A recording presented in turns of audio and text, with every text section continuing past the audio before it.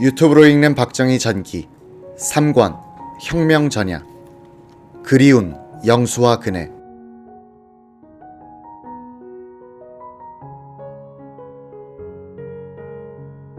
육군 포병학교에서 공부하면서 미군들과 싸웠고 이것이 그의 반미 성향을 심화시켰다는 속설이 있는데 사실이 아닌 것 같다. 박정희는 언제나 그러하듯 모범생이었다. 그는 영내 숙소에서 생활하면서 미국인이나 외부와의 접촉을 활발하게 하지 않는 편이었다. 그는 다른 한 준장과 함께 유학생반의 선임자였다. 미국인들에 대해서 너무 저자세를 취하는 장교가 있으면 조용히 숙소로 불러 주의를 주는 정도였지 겉으로 불만을 드러내지는 않았다. 박정희 준장 바로 옆방을 썼던 임상균 중령은 혼자 있기를 좋아하고 과묵한 박정희가 어렵게 느껴졌다. 박정희는 가끔 임중령 방의 문을 두드리고는 맥주 좀 사다 줘 라고 했다.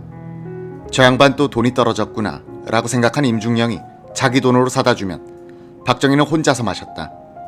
체제비를 받을 때마다 박정희는 임중령에게 맥주값을 정확히 계산해 주었다. 임중령은 동전을 넣는 세탁기로 빨래를 직접 하는 박정희가 안쓰럽게 보여 다리미질을 대신해 주기도 했다. 박정희는 유학생들이 텍사스주 댈러스로 단체 여행을 갈 때도 빠졌다. 아마도 돈이 없었기 때문일 것이다. 박정희는 미군들이 주최하는 파티장에도 잘 나가지 않았다. 한 번은 드물게 미군이 초청한 저녁 식사 자리에 참석했는데 안내 장교가 사라지는 바람에 부대로 돌아오는 길을 몰라 고생한 적이 있었다고 한다. 영어 실력이 충분하지 못했던 박정희는 적극적으로 이 미지의 세계를 탐험하고 싶은 생각이 별로 없었던 것으로 보인다. 임상균 당시 중령의 증언. 우리 학생들은 월 150달러를 체제비로 받았습니다. 외출을 나갔다가 점심값을 아끼려고 굶고 들어오기도 했습니다. 박정희 장군은 공부를 열심히 하고 숙소에 돌아오면 조용히 지내니 옆방에 있는데도 함부로 말을 붙이기 어려웠습니다. 박정희 3군단 포병단장의 작전참모였던 오정석은 포트실에서 정말로 배운 것은 포술학보다는 미국 그 자체였다고 회고했다. 미국인 가정에 초대되어 그들과 며칠씩 함께 생활하는 프로그램이 있었습니다. 부모가 아이들의 말을 경청하는 자세, 남편이 아내를 대하는 태도에 무척 놀랐습니다. 늦은 밤에 인적도 없는데 빨간 신호등에 멈춰서는 자동차, 스쿨버스가 지나가면 속도를 줄이는 차들을 보고 아하, 사람 사는 데란 이런 곳이구나 하는 생각이 들었습니다.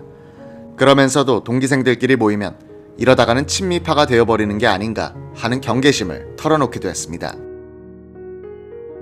많은 한국군 장교들은 왜 도로에 중앙선이 있어야 하는지, 들이받친 자동차를 몰던 장교가 들이받은 자동차를 몰던 부하를 왜 두들겨 패주지 않고 무슨 서류에 사인만 하고 보내주는지를 이해하지 못하고 있을 때였다.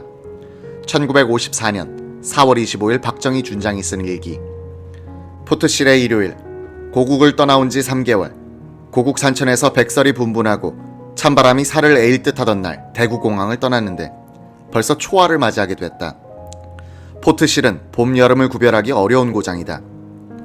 춘시, 춘비, 사춘이라 봄은 봄인데 봄 같지 않은 봄이었다.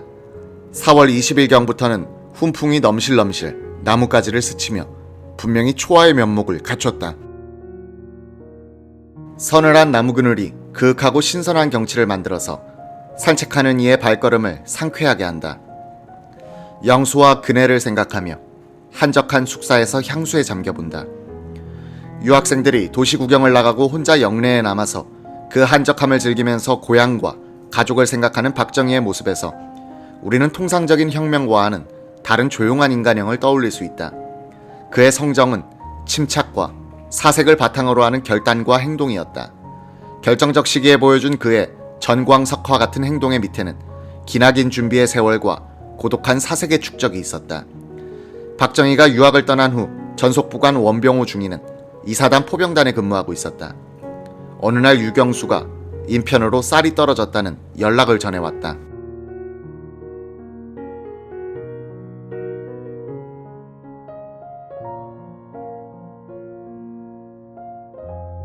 저는 유복한 가정에서 자라서 그런지 배고픔이란 것을 절감하지 못했어요.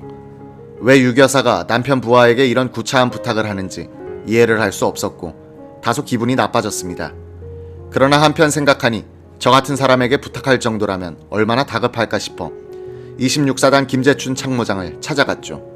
그는 쌀 한 가마와 만환을 주면서 유교사에게 갖다 주라고 하더군요. 박정희는 귀국을 앞둔 6월 14일 이런 일기를 썼다. 번잡한 서울 한 모퉁이에서 내가 돌아올 날만 기다리고 있을 영수. 인천 부두에서 기다릴 영수의 모습이 떠오른다. 그네를 안고 그네 아빠 오셨네 하고 웃으면서 나를 맞아줄 영수의 모습. 나의 어진 영수, 그대는 내 마음의 어머니다. 새빵살이, 없는 살림, 좁은 우울 안에 우물 하나 없이 구차한 집안이나 그곳은 나의 유일한 낙원이요. 태평양보다도 더 넓은 마음의 안식처다. 불우한 우리 가정에는 새로운 희보가 기다리고 있다. 남아일까 여아일까? 이름은 무엇으로 할까? 남아일 때는 태평양상에서 본 구름과 같은 기운을 상징시켜 운자를 넣을까? 시운, 수운, 이룬, 이룬, 일훈. 여아일 때는 근숙, 운숙, 근정, 근랑, 운희. 결정권은 영수에게 이리 맞아. 박정희 일행은 6월 하순 시애틀에서 미군 수송선 제너럴 포프호를 타고 태평양을 건넜다. 일본 요코하마에서 하룻밤을 잔 뒤 규슈 남단을 돌아 인천으로 향했다. 박정희는 선수 쪽 좋은 방을 쓰고 있었다. 6월 26일 박정희는 아침 6시 30분에 일어나 가판으로 나갔다.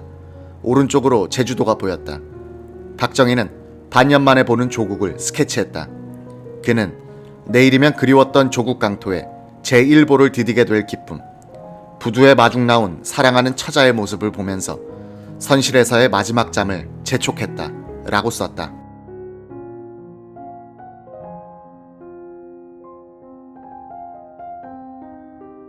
(1954년 6월 27일) 오전, 박정희 준장이 6달간의 미국 유학에서 돌아와 인천항에 내렸을 때 그 또한 대부분의 장교들처럼 너무나 비참한 조국의 현실에 분노와 절망감을 느꼈을 것이다.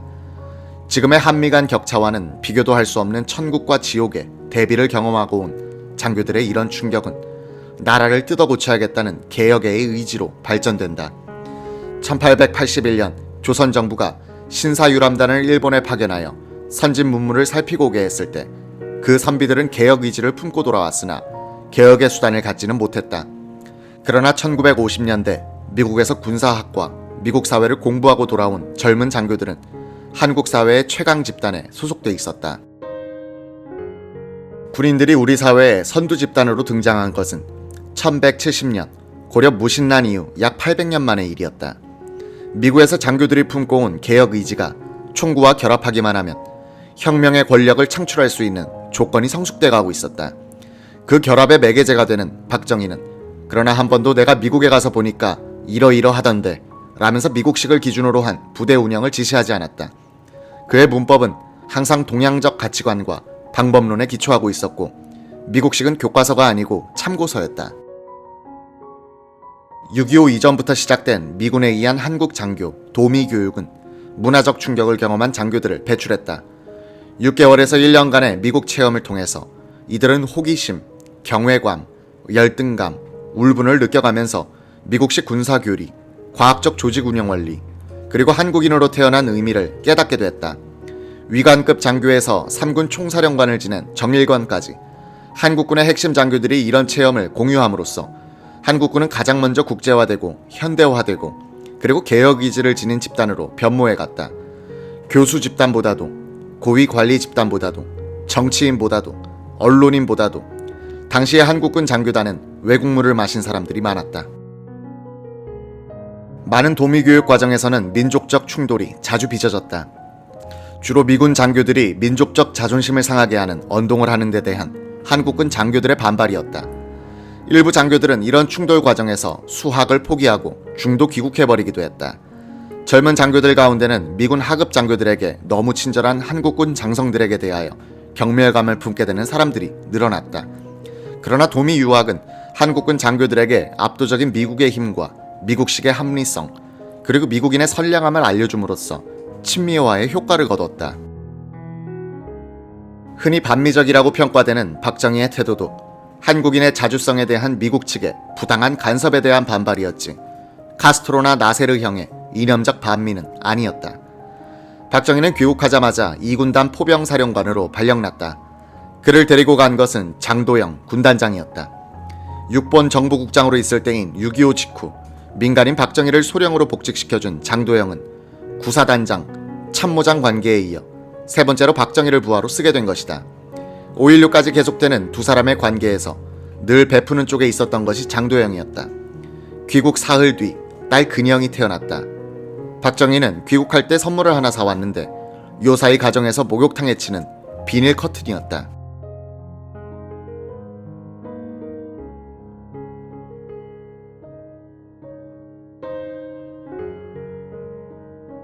유경수는 이것을 창문 커튼으로 치고 친척들에게 자랑했다.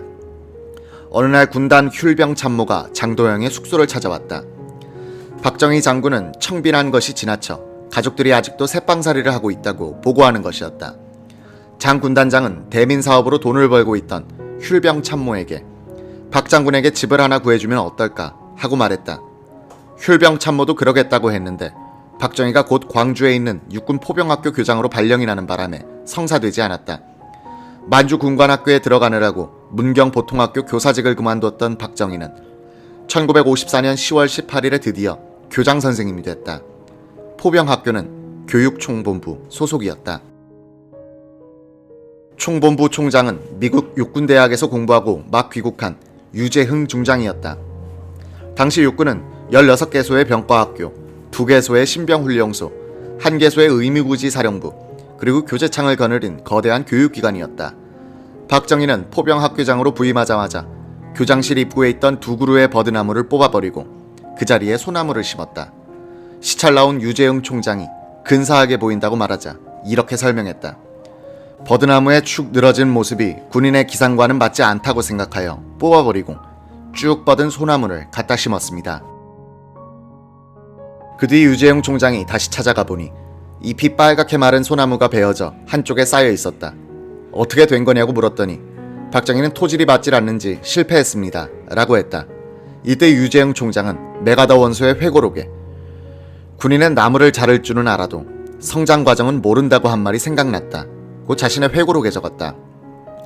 박정희는 집권한 뒤 미국식 민주주의를 사회 발전 단계가 다른 한국에 무조건 이식하려는 것은 착각이다. 토양이 다른 한국 땅에 미국 밀감나무를 옮겨다 심으면 탱자가 열린다는 비유를 동원하고 했는데 이때의 체험에서 우러나온 이야기가 아닌지 모르겠다. 박정희는 문경 보통학교 시절에 학생들을 자상하게 가르쳤듯이 참모 장교들을 그렇게 교육하곤 했다. 3군단 포병단에서 작전 참모로 박정희를 모셨던 오정석 중령은 포병학교에서 교무처장으로 일하고 있었다. 그는 박정희가 한 훈시를 지금도 외다시피 한다. 두보의 시를 인용한 훈화에서 박정희는 이렇게 말했다. 어떤 사람이 봄을 찾기 위해 산과 들을 헤매다 심신이 지쳐 주저앉아 있었는데 그가 앉은 자리에서 눈을 들어보니 바로 앞에 있는 매화가지에 봄이 와 있더라 는 두보의 시처럼 진리나 애국은 멀리 있는 것이 아닙니다. 애국이란 작전 요무령이나 철학 서적에 있는 것이 아니에요. 자기 직분에 충실하는 것이 바로 애국입니다. 박정희는 10월 유신 뒤에 유신은 거창한 것이 아니다. 자기 집 앞을 자기가 쓰는 것이 유신이다 라고 말한 적이 있다.